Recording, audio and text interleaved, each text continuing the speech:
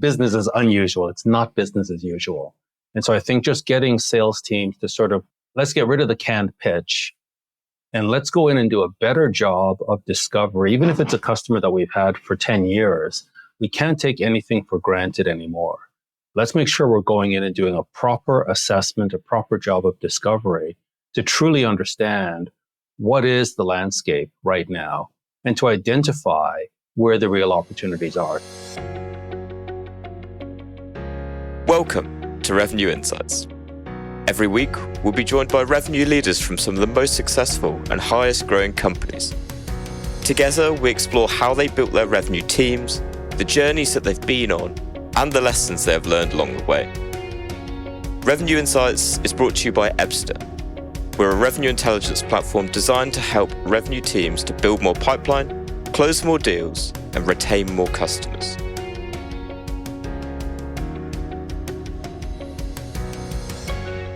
Hello there. You are listening to Revenue Insights. Today, my guest is Adrian Davis, President and CEO of Whetstone. Adrian has worked as a trusted advisor with 3M, John Deere, Merck, Johnson & Johnson, Suez Water, and plenty of other leading brands. Adrian, it's a pleasure to chat. It's a pleasure to be here. Thanks for having me, Lee. No problem. I will start where I always love to start. Can you tell us a little more about your story and how you got to where you are today? All right. Well, so I'll give you the brief version since we don't have all day. But just to be very transparent, I had a troubled teenagehood and basically ended up dropping out of school and going nowhere. It took me a couple of years to figure out that wasn't such a good idea and started to turn my life around. And that, in the process, I discovered sales. And Lee, I just loved it. It was like a duck to water.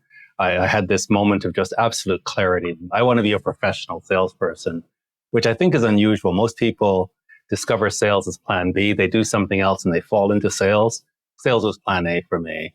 And it was just phenomenal. I loved the autonomy. I loved the impact that I was able to have, the value that I was able to create for others.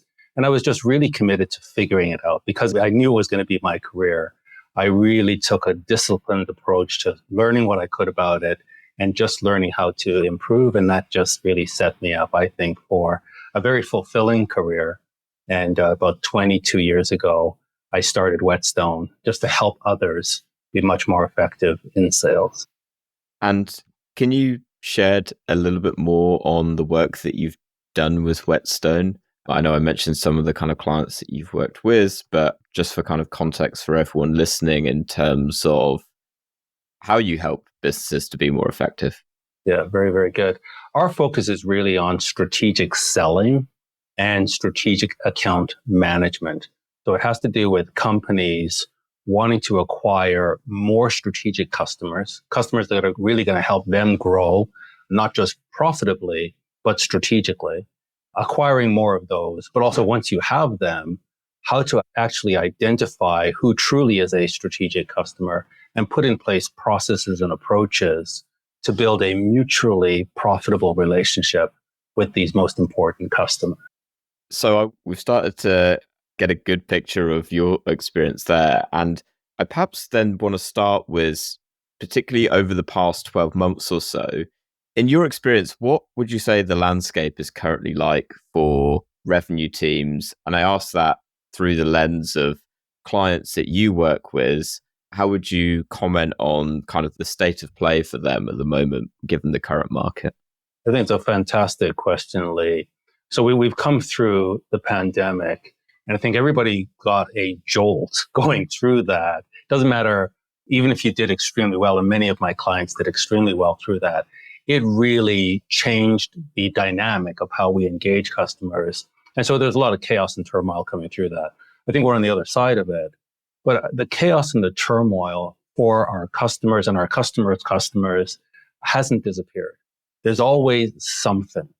And I think those companies that have business empathy, that they're able to get out of their own head and focus on their customers and the emerging challenges that their customers are facing, and to be able to spot emerging opportunities with these customers and align with those. These are the customers that I'm seeing and working with that are doing extremely well. And they're excited by, I won't say excited by the turmoil, but excited by the new opportunities that they're able to spot and work on with their customers. In a nutshell, I would say there's a lot more instability in the marketplace than there used to be. And that spells opportunity for those who are able to empathize with their customers and work with them in navigating this instability.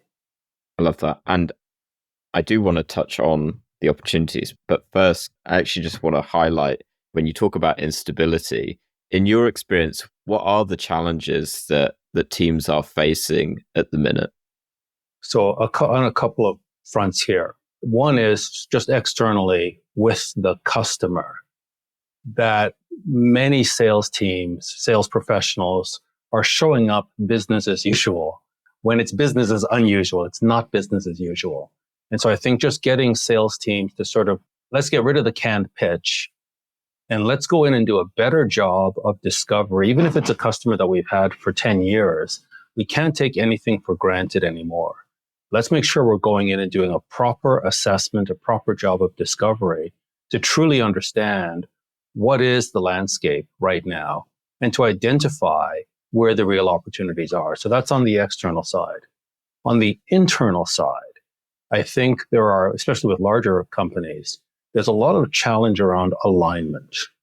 So how do we make sure that as a multifunctional team, that we're able to come together around a singular strategic purpose to really drive meaningful outcomes for our customer and not be caught up in the weeds and caught up in internal conflict to the detriment of the customer. So I think let's not take our customers for granted. And then when we truly understand what's important for the customer and what the customer needs to be working on, let's get our house in order so that we really are focusing on delivering customer outcomes. Just a quick reminder, and then we will be right back to the show. At Revenue Insights, our goal is to share how top-performing revenue leaders build predictable, efficient, go-to-market teams. Every week, we speak to the brightest minds, and every quarter, we release the latest findings from our analysis of billions of dollars in pipeline. If you don't want to miss out, sign up to our newsletter at ebster.com/newsletter-sign-up. That's ebster.com/newsletter-sign-up. The link to make that a little bit easier for you will be in the show notes of this episode, wherever you're listening. See you there. In the work that you do, how do you approach putting the customer first in that situation? So we've leveraged a framework called the hero's journey, and I want to differentiate that we didn't develop it. It's actually a deep psychological archetype that we all have. And what we've been able to do is tap into that and use it as the foundation for customer engagement. And the fundamental shift here is most salespeople, we see ourselves as mini saviors, right? We want to get in, understand the problem, and save the day. And what we end up doing is inserting ourselves as the hero in somebody else's movie, when that is really short-sighted. What we want to do is understand the movie, understand the plot line of the movie, and understand why the hero is suffering and not able to fulfill their heroic role in their movie. So we want to come in as the special resource, the mentor that can help equip them to navigate their plot line and be successful. So we use that as a fundamental sort of psychological framework that everybody understands. Everybody can sort of experience that aha, like, wow, I've been trying to be the hero. I shouldn't be doing that. I should understand the customer's plot line and participate in their movie. So that's the fundamental psychological shift that we focus on. And then there are a number of skills and competencies and behaviors that we need to build out around that. And that's what we focus on, is developing curriculum or tailoring curriculum to make sure that we're building the proper skill set in the sales professionals and their supporting teams to really operate in this new world of sales, which, as I said at the outset, there's a lot more instability in the marketplace. And as long as we're focused on ourselves, we're missing opportunities all around us. If we can shift that perspective and focus on the customer, we're going to see tons of opportunity. And so it's just a matter of skill building so that teams understand how to really leverage and pursue those opportunities. Great. And that was exactly where I was kind of thinking what would be really interesting, because when you talk about making the customer a hero or the hero and approaching it in that way, I think myself, and I'm sure everyone listening, will come at it from the perspective of absolutely, that makes sense. And that then leads on to the question then of, well, how do I do that? And probably for a lot of folks listening, they'll be living and breathing that instability right now as they listen to it. Perhaps it'll be the start of a new financial year for some, the end for others. And there will be like growing pressure on them in terms of, okay, I've got a target to hit. And that's while from the outset, putting the customer first and foremost can be, well, that just makes a lot of sense. But how do I go about doing that? And it's not necessarily a quick fix that I can apply. And forgive me, because that's my opinion, and feel free to correct me on that. But for anyone listening, how exactly would you go about starting to implement that? And perhaps could you share a few examples or practical examples of how you could start to apply it? First of all, I love that you said there's this sort of common sense, like, of course, yeah, I agree. And sales teams that we train, that's the beauty of it. They all start out agreeing. But as we go through the training and the coaching and the development, what they find is they agree conceptually or academically, but in the heat of the battle, in the heat of the moment, they default back to inserting themselves as the main character of the story.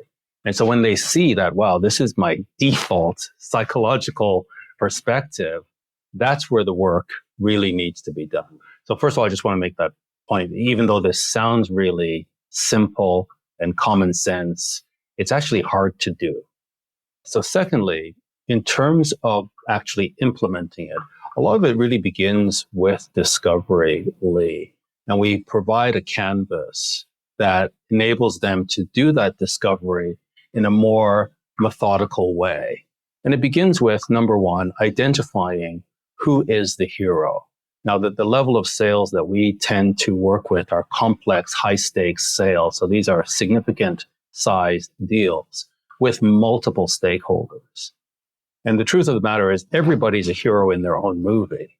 But from an enterprise selling perspective, we need to know who is the main character. And we really need to identify that. Typically, if it's a very technical sale, technical people like to talk to technical people. And so they have a lot of traction and momentum with a stakeholder or a few stakeholders. But when we really do the analysis, those stakeholders are not the real decision makers. And so we need them to step back and do a very competent and clear assessment of who is the hero. And we tend to focus on what we call the economic stakeholder. And we focus on the economic stakeholder for two reasons.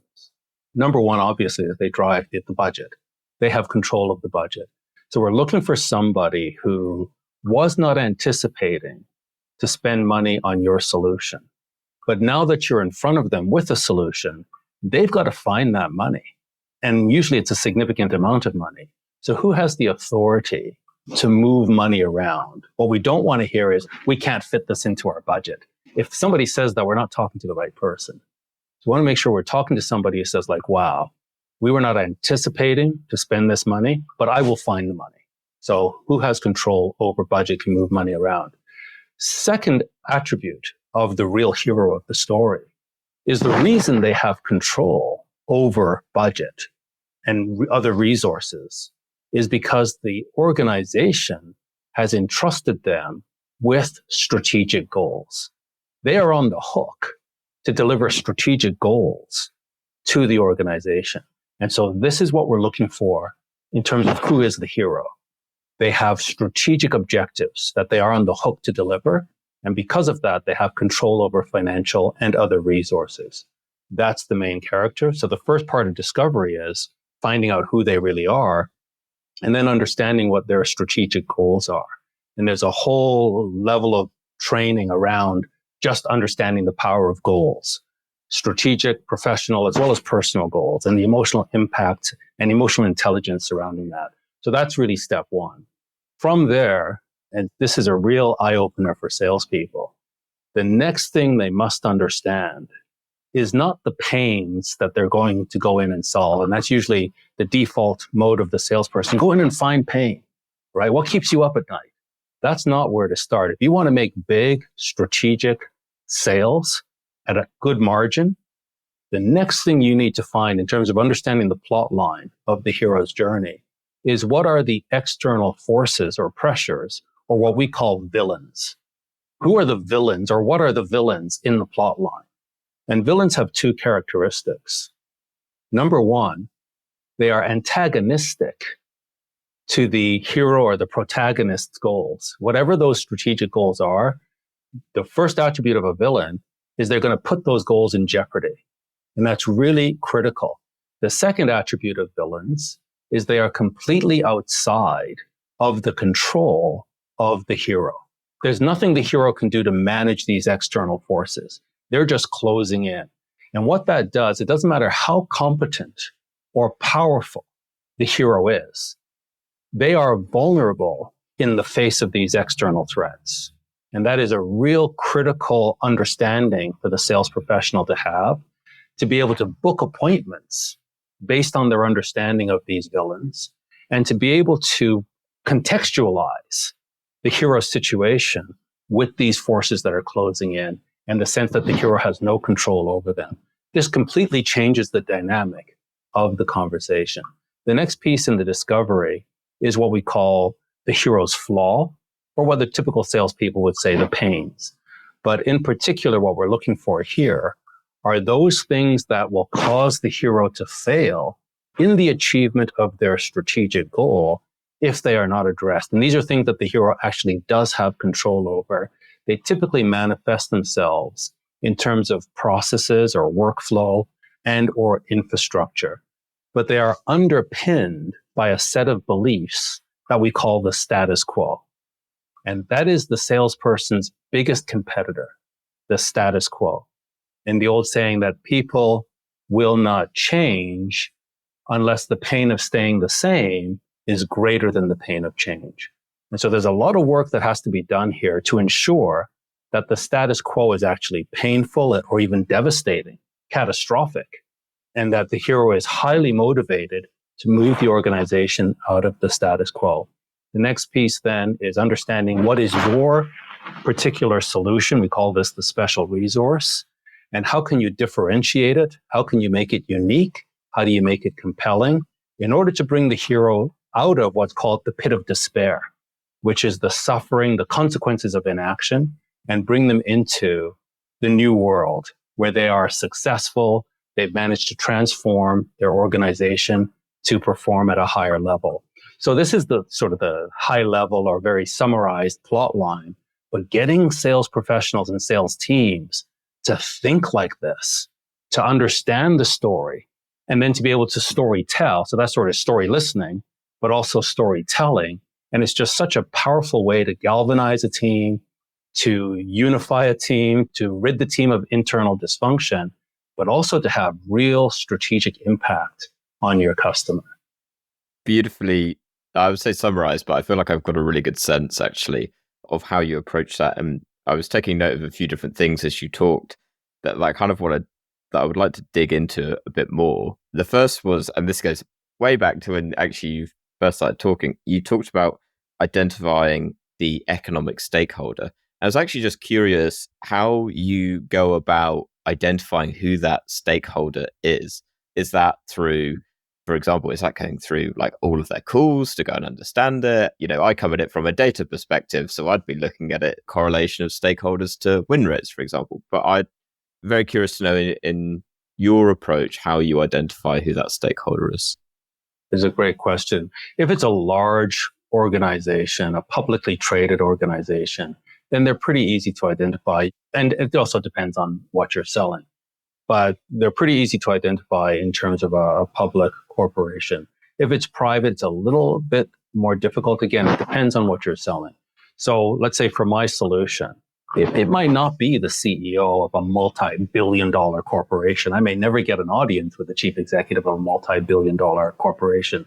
Maybe it's another C-level executive. Maybe it's a D-level executive. Maybe it's a plant manager. So you've got to understand what is it you are selling, what's the value of your solution, and who is the appropriate level executive or manager that can authorize that type of funding. So that's number one. Like, we need to be realistic. No point me trying to chase the chief executive for a $500,000 project when that is just petty cash to them. Whereas somebody who maybe is responsible for a division, they have the funding for that. So what are you selling? What's the value of what you're selling? What's the nature of what you're selling? And who is the appropriate manager or executive to approve that? If it is not clear, immediately visible, if the economic buyer is not immediately visible, we need to start with what I call the inside outsider. The inside outsider is a special stakeholder in that they're inside the organization, but they've broken out of the status quo. They tend to see ahead of others in the organization the danger of the status quo. And they see that unless the organization changes, the organization is going to get in trouble. And typically, they're experiencing the pain of the external forces before others.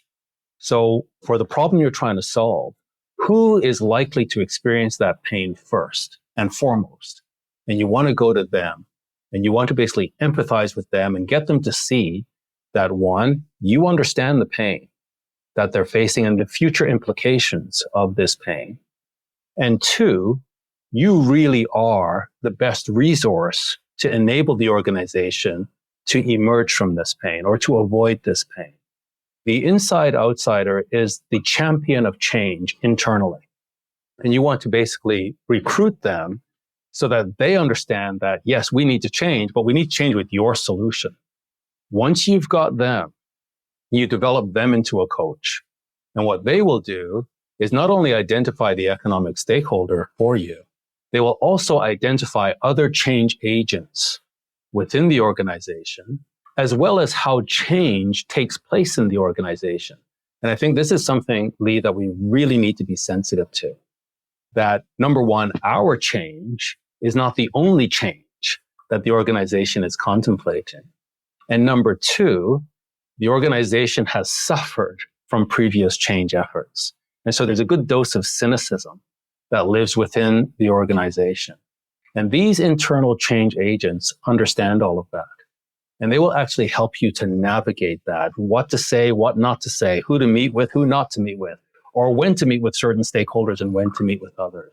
And they're going to be a great source of intelligence, but also at helping you identify who really is the economic stakeholder and how does your solution need to be crafted in a way that's going to be appealing to that stakeholder. I really, really like your approach to, I was writing it down like quite simply as like almost multi-threading in a way, but leveraging your inside out, your kind of individual into really like digging into the account from that point. And going back to something that which stands out to me, and I appreciate particularly when you are working with sellers who are selling into enterprise size organizations, every account that they're going to be working is unique. And so the hierarchy, the pains that they have, all of it is going to be completely unique, which presents a challenge in itself because you are, I would imagine, ultimately building a strategy and helping to build a strategy and to coach these reps to be able to sell into what is something that is ultimately fairly unique. Although each account is unique, professional sellers don't see it that way. They'll walk into an account, a fairly complex account, and the moment the stakeholder starts to articulate the symptoms that they're facing, there's this sort of pattern recognition that takes place within the sales professional who immediately sees and understands really the problem because it's the first time that this organization is facing it. It's the umpteenth time that the sales professional has seen it and solved it. So they hardly articulate their challenge and the salesperson is rushing to solution. They say, well, here's how we can solve this. So it's not unique in the sense that at a fundamental level, these are the problems that we solve. And we've been around the block 1,000 times. We've seen this 1,000 times. We recognize the pattern and we can therefore go straight to the solution, which we want to do as saviors and to make people feel good. When really, to your point, Lee, that the uniqueness is not so much in the problem, but in the complexities of the organization. And we're going to win the confidence of the inside outsider if we can demonstrate our sensitivity to these nuances. And if we can hold our fire and actually craft a better, more compelling solution than our default solutions. It was such a powerful point around the uniqueness, which you're absolutely right, that sellers typically overlook. I love it. And actually, everything you've just said there is the perfect tee up for what the question was anyway, because what I was going to ask was, how do you go about ensuring consistency in that discovery process? And much to the point that you were making, where, yes, in a sense, they are unique, but to a professional seller, or through the eyes of a professional seller, I love the pattern recognition example where it's like, yes, the hierarchy is slightly different, but I've seen this all before. And actually, it's just a case of telephone exchange where I just need to reconnect these bits here and actually get a clearer sense. But I come at this from the perspective of, how do we build process and structure and consistency on that framework that we're using? And so I'm very curious in your work, like how you build that consistency and ensure the discovery is being done consistently. It's a wonderful question. It's a wonderful question in terms of making sure we're able to manage the team, but also making sure we can actually scale our success. And so I think number one is to be very clear about what our sales process looks like, and to also ensure that our sales process is not self-serving. It's not a sales process for us to hit quota. It's not a sales process for us to hit our revenue targets.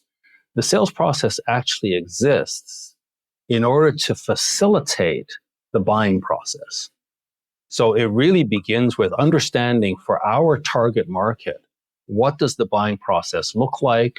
Who's typically involved at what stages or phases of the buying process? What are the objectives of the buying process?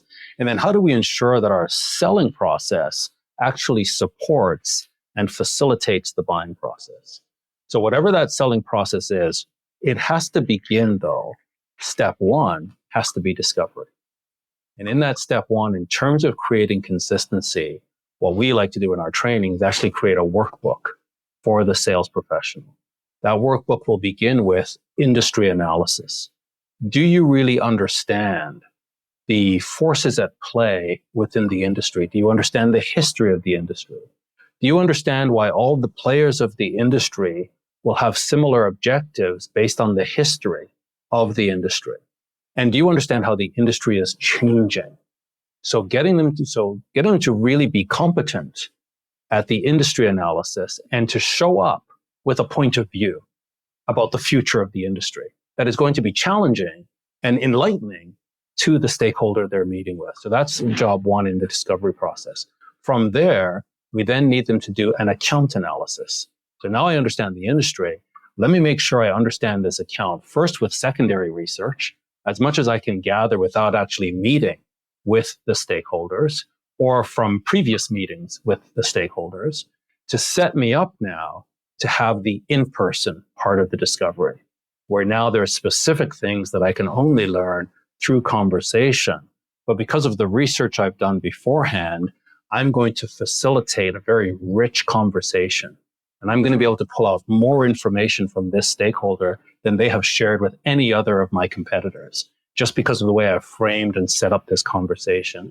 And so to have an actual workbook with some supporting templates so that they understand how to analyze an industry and how to analyze an account, whether private or public, and then how to craft an agenda for the actual meetings with the stakeholders. All of that will get plugged into step one of the sales process, with the objective of moving the customer from step one in the buying process to the next step in the buying process. Just a quick reminder, and then we will be right back to the show. At Revenue Insights, our goal is to share how top-performing revenue leaders build predictable, efficient, go-to-market teams. Every week, we speak to the brightest minds, and every quarter, we release the latest findings from our analysis of billions of dollars in pipeline. If you don't want to miss out, sign up to our newsletter at ebster.com/newsletter-sign up. That's ebster.com/newsletter-sign up. The link to make that a little bit easier for you will be in the show notes of this episode, wherever you're listening. See you there.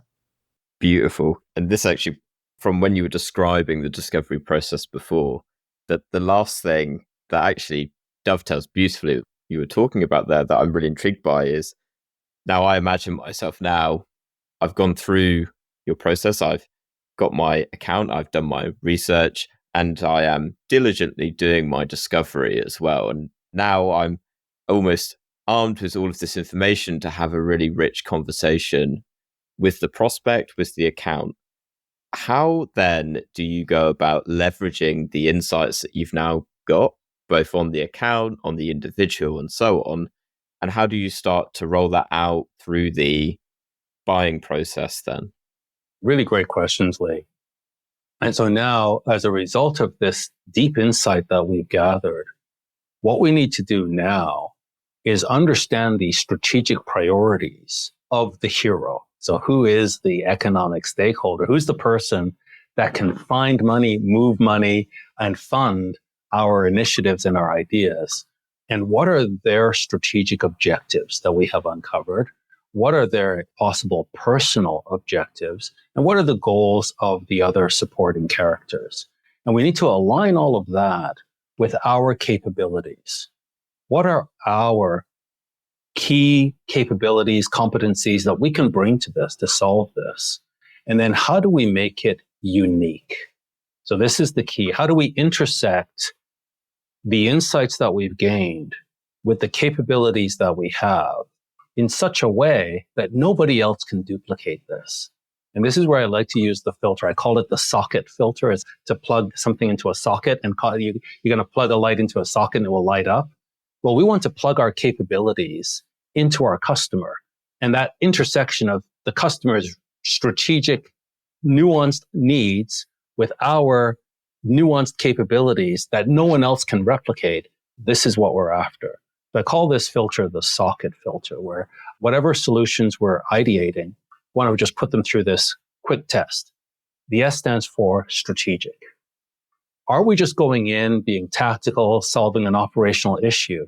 Or are we able to attach it to the strategic objectives of the organization? Because if we can attach it to the business or strategic objectives, that's how it gets funding. It's when companies are looking at their funding and saying, you know what, we can't afford to do everything. We can only do these three things. We want to be attached to those three things that they will find funding for. The O stands for over time. We want to make sure that our intervention is not just one and done. We want to intervene in such a way that we want to be real about change, big impact, but it takes time. So we're looking for an engagement that's going to be 2, 3, 5 years, not just 1 year. We're going to do something in year one, but it's part of a roadmap. So we want to sell roadmaps, not discrete solutions. The C stands for combined capabilities, where this is where we can make our solution unique. That we've got competitors, we all generally do the same thing, but every organization has other competencies and capabilities that their competitors don't have, maybe even partners. So how do we configure a solution that our competitors cannot duplicate? K stands for KPIs. How do we ensure that our intervention is going to move the needle in those areas where it really matters? And the customer is going to see, wow, this is going to have a measurable impact on something that's strategically significant to us. The E stands for embedded. We want to make sure that this solution that we offer, we need to figure out how can it become embedded in how our customer creates value for their customers. How does it get embedded in their operations so that we really set a high bar in terms of switching costs? And it's not easy for them to bring in competition.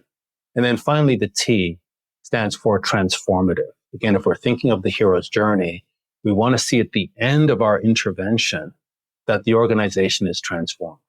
There's a way that they used to do business before we showed up.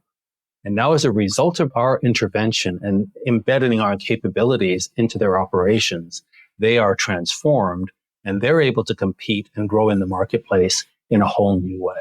So I just call that the socket filter. And we want to make sure we're bringing real solutions that can really plug in and light up our customer. I really, really love that. Adrian, I want to ask one final question.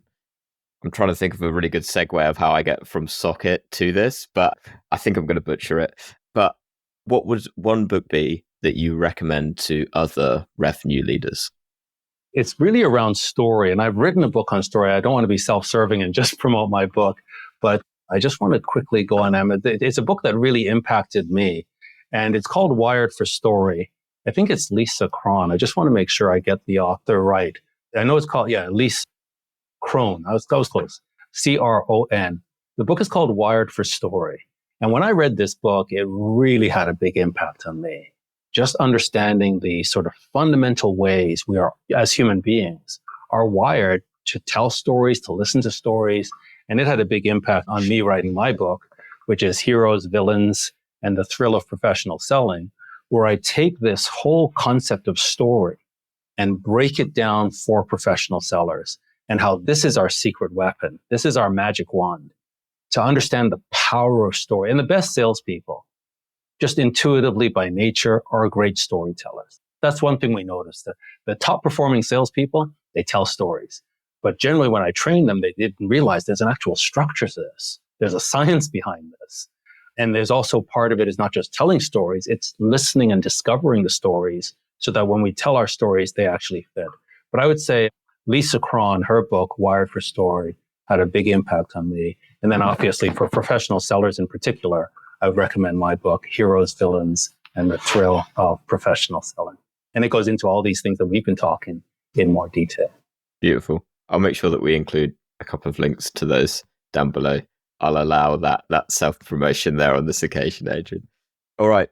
Adrian, it's been an absolute pleasure. One final thing, for anyone that has perhaps been listening and maybe has some questions or wants to pick your brain, where can they find you? Best thing would be just go to my website, adriandavis.com, ADRIANDAVIS.com, and there's a contact us form right there. Awesome. I'll make sure that we include that in the links with the show notes. All right. As I say, Adrian, thank you so much. It's been a real pleasure chatting today. It's been my pleasure. Great conversation with you, Lee. Likewise. And for everyone that has listened this week, thank you so much. We'll catch you next week. Thanks for listening to Revenue Insights. If you want to learn more, subscribe to our newsletter and we'll deliver every episode straight to your inbox. If you have any questions, feel free to connect with us on LinkedIn. Our links will be in the episode notes. See you next week.